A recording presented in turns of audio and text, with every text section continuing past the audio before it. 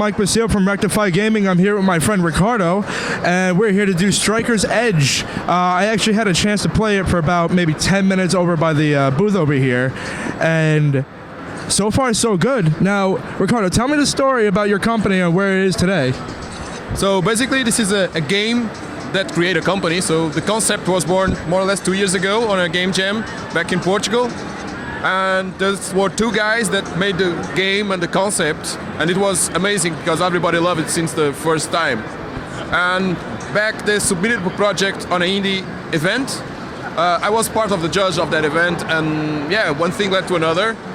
They won that event, and it's like, okay, let's do a proper game from this concept. And we got the money to do it. They quit their daily jobs, and we have been in full production as a team of 4 for 1 year now. So yeah, great. We are here at PAX. At PAX East in Boston, Massachusetts, 2017. Now, from what I was told, that the game is only being released on PlayStation 4 and Steam right now because you guys do have a contract with Sony. Yeah. Now, in the later future, is there any chance that it would be on other platforms like the Nintendo Switch or Xbox One? Everybody's asking for the Switch, definitely. Yeah, maybe. It really depends on the future of the game. So let's see. Let's see.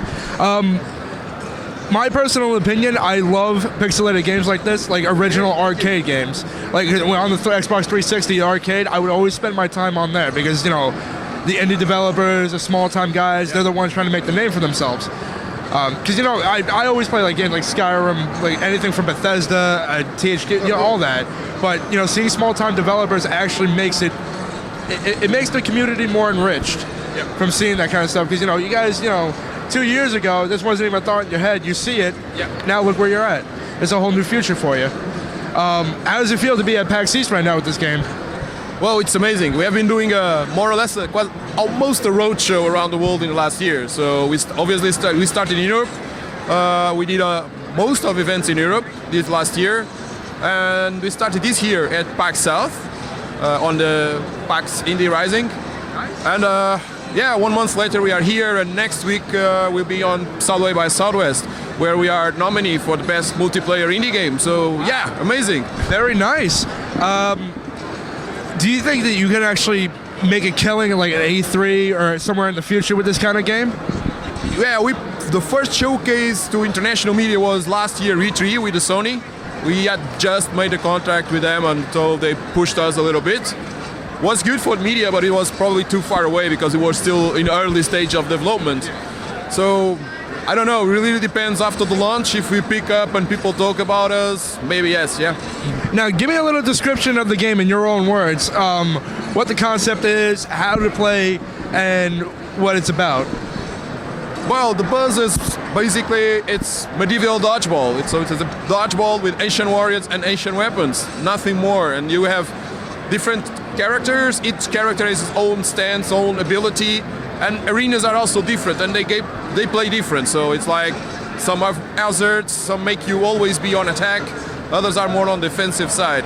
And it's the same with the characters. One are more defensive, others are more on attack. And you can play 1v1, 2v2, couch, multiplayer online, and if you want to train and build yourself, you have a single player campaign also, character by character, so you evolve. A little bit like old school games, that it's finding the mojo of each character and understand the character motives behind him.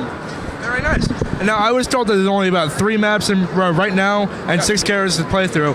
When the final product comes out, what's going to be the end result? Is it going to be more characters, more maps, more game modes, maybe?